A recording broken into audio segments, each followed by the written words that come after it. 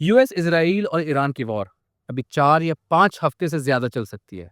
ऐसा मेरा नहीं, यूएस प्रेसिडेंट डोनाल्ड ट्रंप का कहना है। ट्रंप ने बताया कि वो एक्चुअली ईरान में करना क्या चाहता है। यूएस ईरान की मिसाइल कैपेबिलिटीज को बिल्कुल खत्म करना चाहता है, ईरान को न्यूक्लियर वेपन बनाने से रोकना चाहता है और चाहता है कि ईरान किसी भी टेररिस्ट आर्मी को फंड नहीं करे। तो देखते हैं कि यूएस प्रेसिडेंट डोनाल्ड ट्रंप की कही हुई सारी बातें सही हैं। क्या सच में ईरान टेररिज्म को फंड कर रहा है? क्या सच में वो न्यूक्लियर वेपन बना रहा है? International atomic energy agency already ये जाकर ईरान में चेक कर चुकी है और बता चुकी है कि Iran with in limits uranium को एनरिच कर रहा है। इसका मतलब जो ईरान रिपीटेडली कहता है कि वो न्यूक्लियर वेपन नहीं बना रहा है, वो अपनी जगह पर बिल्कुल सही है। यूएस ने लेबनान के हिजबुल्लाह, पैलेस्टाइन के हमास और यमन के हाउती रेबल्स को टेररिस्ट ऑर्गेनाइजेशंस डिक्लेयर कर चुका है और चाहता है कि ईरान इन ग्रुप्स को सपोर्ट ना करे। हालांकि there is no proof, there is no evidence कि ये ऑर्गेनाइजेशंस टेररिस्ट ऑर्गेनाइजेशंस हैं और टेररिज्म को स्प्रेड कर रहे हैं।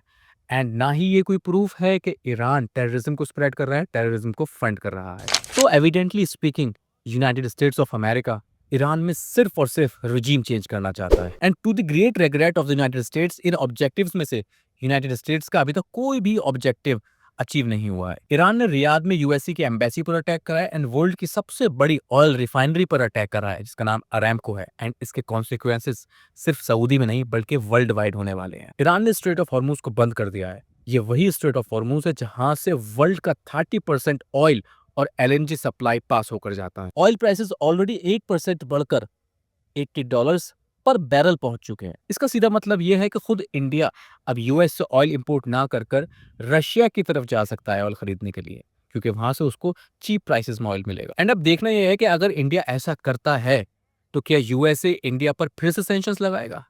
What is your opinion? Comment box में जरूर बताएं। जियोपॉलिटिक्स की ऐसी ही खबरों के लिए एंड ऐसी ही डेवलपमेंट्स के लिए फॉलो करें ज्ञानिज्म।